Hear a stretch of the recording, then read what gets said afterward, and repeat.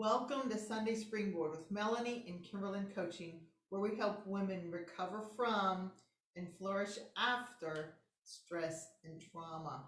I'm so glad you're joining me today. I'm excited to give this talk to you. I've been working hard on it. I think it's going to be relevant to all of you, no matter what is going on. If you remember, every one of us alive right now qualifies as having experienced a traumatic event. This is the pandemic. Remember that trauma is not just a big traumatic event, but trauma is what happens to our bodies when we experience stress in any prolonged state, whether it's just a critical environment at home or at work, negativity, inconsistent, unstable, any kind of an addictive environment, any kind of an abusive environment, even just the changes that have had to occur in all of our lives because of difference in schooling and just the changes that we have had to make living in our homes so much with what we've been going through. So I think this is going to apply to all of you, and I hope you will get a lot from it and enjoy it. So hang on, let me share my screen. Okay, so how to reduce stress by reducing our stress hormones. Again, we're going to have to back up. We're going to try to remember all the things we've been talking about. Now, remember, I did 4 lessons on trauma, 5 or 6 on change, but all of them have been dealing with the same things, is the way our brain reacts, the way our bodies react, the physiological experiences that we feel that are perfectly normal, but they cause us to have emotions and mental issues that sometimes we feel like we're crazy or we're wrong, but actually these are perfectly normal for what is going on in our body. So remember that the brain is created to keep us safe. It also wants to be efficient with energy, but today we're basically talking about the safe thing. So when your brain thinks you're in danger, whether it's physical or emotional, it can't tell the difference. It's going to flood you with all those hormones. Okay, we call this the fiery cocktail. There's about 30 hormones, but the 3 that are the most important are cortisol, adrenaline, and noradrenaline. They get you reacting above your diaphragm. You're all activated. You're ready to go. You're ready to run away from the bear in the forest. You're breathing faster. Your heart is thumping faster. You are activated, so you may feel tension in your shoulders, in your neck. You may be getting a headache. Your eyes may hurt. For me, if I get a trigger like this, I start shaking. I can feel my hands shaking. You might feel the nerves on the outside of your body. Different kind of feelings that you may have, but these are because those fiery cocktail of hormones are rushing through your body. And remember, down below your diaphragm, your digestive system is not working very much. So when you get this fiery cocktail, you're in a dysregulated state in the way that we're talking about it. Now let's remember that the good hormones, dopamine, oxytocin, serotonin, and endorphins, these are the ones that make you feel happy. They make you feel social. You enjoy being with other people. When you have the right amount of these hormones, you feel good. You're able to deal with life as it comes. You're really not that stressed with things. You can kind of take things as they come. But if you get triggered, if you get the fiery cocktail, then you become dysregulated. And one of the things those hormones do, the cortisol especially, not only does it do all the things I told you, but it also decreases your dopamine. It decreases your feel-good hormones. So remember, we've talked about the different states that we can be in. When we're regulated, we're like Bruce Banner, rational, calm, reasonable. When we're dysregulated, we're like the Hulk. When we're regulated, we're like a unicorn. Dysregulated, we're like a dragon. Einstein versus Frankenstein. So here's the $1 million question. How do we regulate ourselves? I've been talking about regulating ourselves for weeks now. How do we do this? I believe that the 3 main things that we want to talk about when we're talking about regulating our bodies is one is how to do it in the moment. I've been triggered. I've got a hit of these hormones. I'm all agitated. How do I calm myself and regulate myself in the moment? And then the next two things is number two is how do I decrease the stress that I'm having? And number three is how do I decrease my reaction to stress? You may not be able to decrease the stress, and maybe the stress that you're under, someone else may not even feel like it's stress because they've learned how to react to it. So number three may be even more important than number two, how to decrease our reaction. Today, we're just going to talk about regulating our bodies in the moment. And the next couple of videos that we have, we will talk about decreasing it and decreasing our reaction. So I'm going to help you remember today. I'm going to give you an acronym called BREATHE. Breathing is actually one of the most important ways that we can regulate our bodies. And so we're going to use the acronym of BREATHE to help us with some other tips and tricks to help us along the way. What we're trying to do is to help our body metabolize those destructive hormones. And our bodies can take anywhere from 6 hours to 30 hours to metabolize them and get them out of our system. If you've had a pretty easygoing life, not too much bad stuff going on, you may be able to metabolize them in about 6 hours. If you have had a long amount of stress, especially if you had it as a child, then you're going to be in the higher numbers of how long it takes you to actually metabolize those hormones. But so from one hand, we're trying to move those out of our body, and on the other hand, we're trying to increase our feel-good hormones at the same time. We're trying to do both of those to get ourselves in a regulated body. So we're going to talk about today, the B is going to stand for actually breathing. R is recognizing the stress. E is for exercise, getting active. A is for actually laughing. T is trying to relax. H for healing with connection. And E, empathy, self-compassion. So let's talk about breathing first. Breathing is actually the number one solution. Breathe in, breathe out. Any kind of breathing exercise you do is fine. I'm going to teach you two today. I think I've already given you one of them before maybe, but when you do any kind of breathing exercise, you're going to breathe in, hold it for whatever, and then the important thing is the breath out.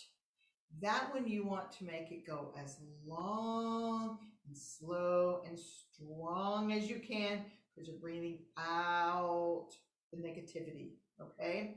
So a box breath is the simplest one for me to remember, to be able to do just in the moment. Remember now, we're talking about right now, you have been triggered. Something has happened.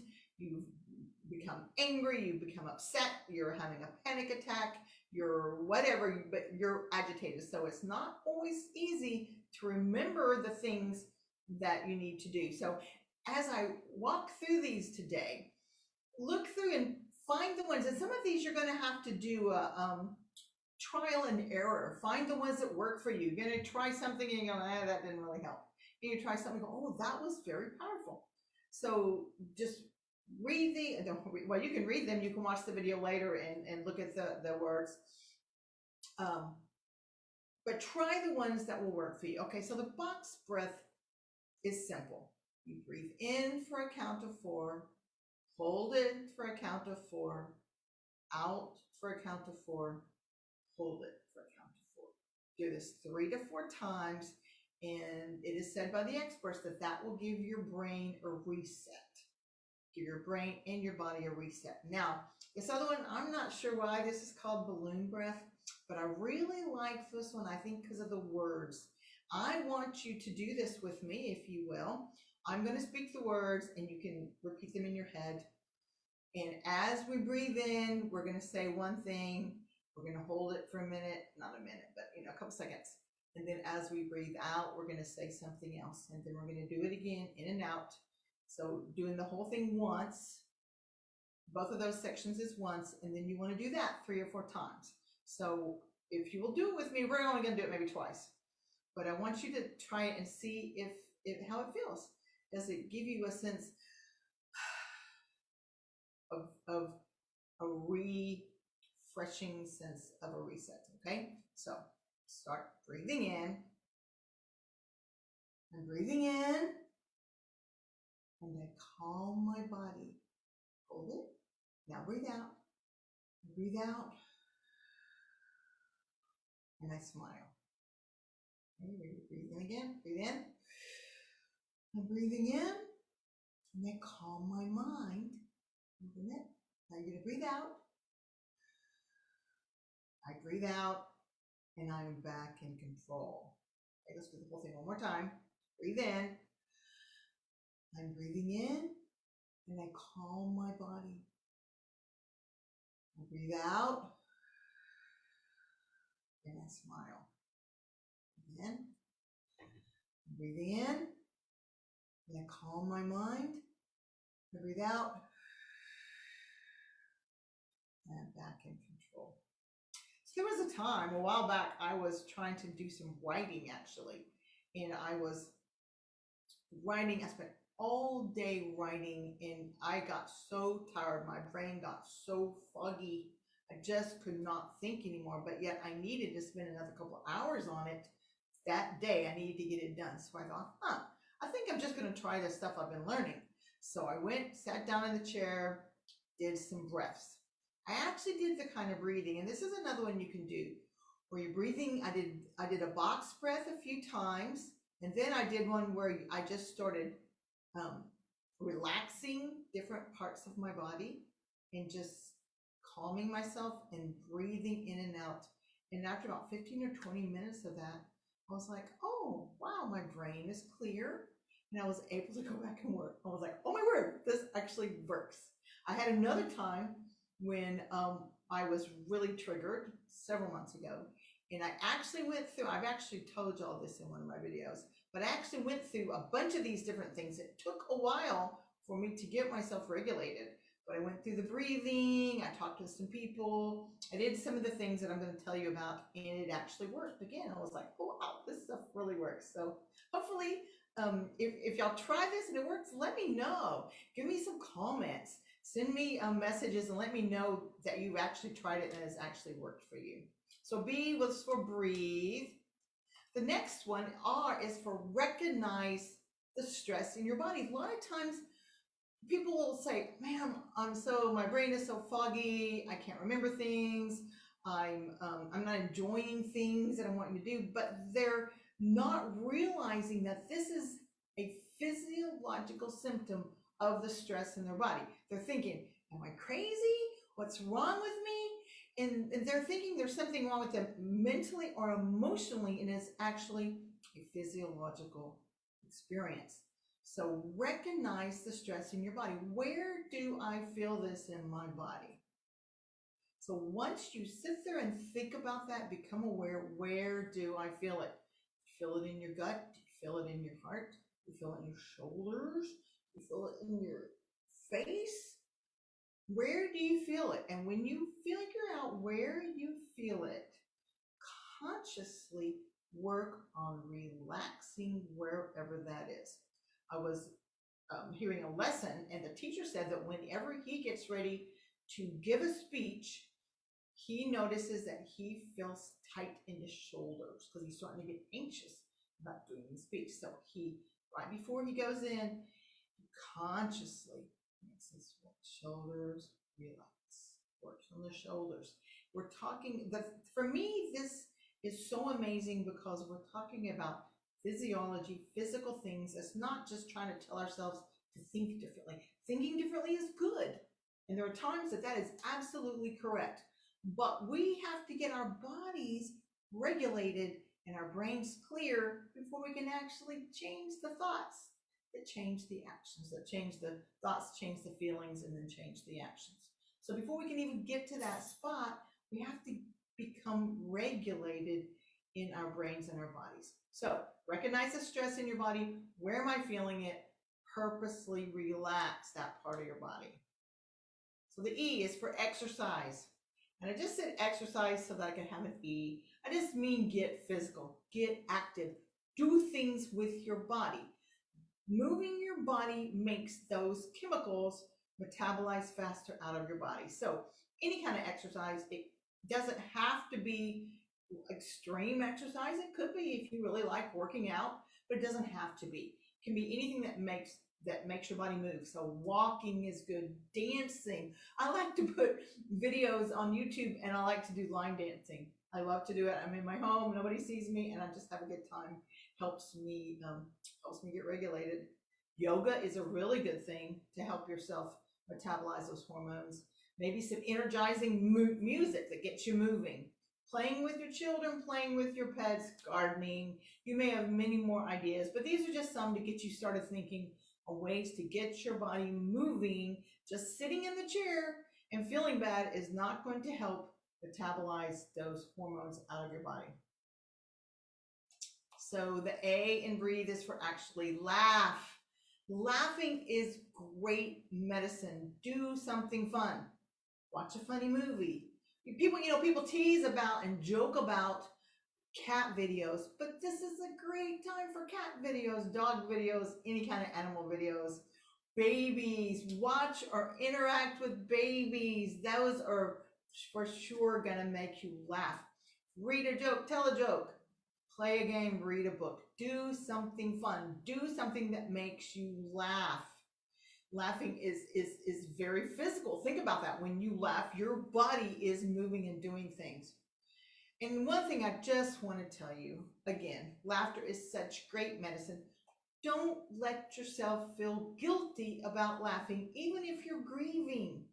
These are not mutually exclusive. If you're in a tense, sad, serious situation, you still can laugh.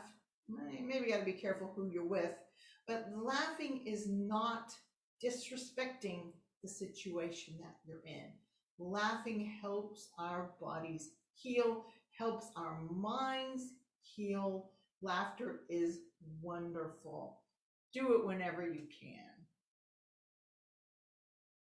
The T in breathe is for try to relax. Now, this can be very hard to do when you're all activated, when you're in Hulk mode. You don't see Hulk or the dragon. You don't picture them hanging out in their hammock, being relaxing and being calm. So this may be hard for you to do, but this may be just one of your tricks at some point. Maybe you're starting to get a little bit regulated. You've done your exercise and your movement and all that.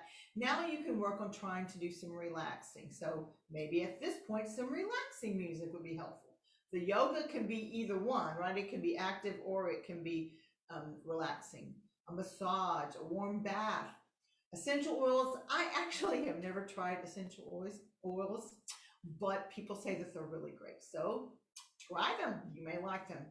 And being out in nature is a very calming, relaxing, energizing way to help metabolize those hormones in our bodies. Connection. We heal by connection. One of the things we tend to do when we're being triggered, when we're feeling sad or angry, we tend to isolate. And when we isolate, this just makes it worse. It makes it worse emotionally and mentally, but it also makes it worse as far as trying to heal our bodies. So call or text a friend. Get some friends together for an activity. With COVID, you may have to have a Zoom call. Volunteer. Helping others helps yourself. Whenever I go do something at my church or help another person, I feel like I'm much more blessed than the person I'm helping is. And I know you will find that too. And so when you do that, then these kind of things are the kind that increase your feel-good hormones, right? You get a shot of endorphins when you exercise. You get a shot of dopamine when you volunteer, when you help somebody, when you make somebody else smile. These give you some of those good hormones to counteract what those fiery cocktail is doing. Play with your children, snuggle with your pet or your child or your partner, call your mom maybe, depending upon your mom. connection, being with other people, people that are safe. Don't, don't go be with people that are going to be judging you and saying, hey, you need to be over this by now. Don't be hanging out with the people that are critical. Hang out with the people that are going to be supporting you and encouraging you and loving you. And then loving yourself. Give yourself some empathy, some self-compassion. So here's the problem.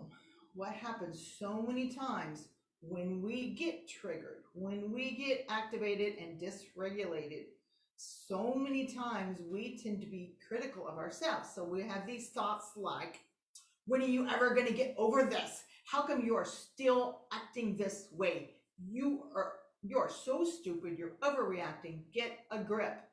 Those are the kind of things we say to ourselves. And when we do that, that just keeps our brain pouring more hormones. We already have enough from the trigger that we're trying to get rid of those, and the criticisms of ourselves, the judging of ourselves is what keeps the hormones coming. And so we're doing ourselves a disservice. We're making it take longer if we criticize ourselves. Don't do this. Don't judge and criticize yourself. Be kind to yourself.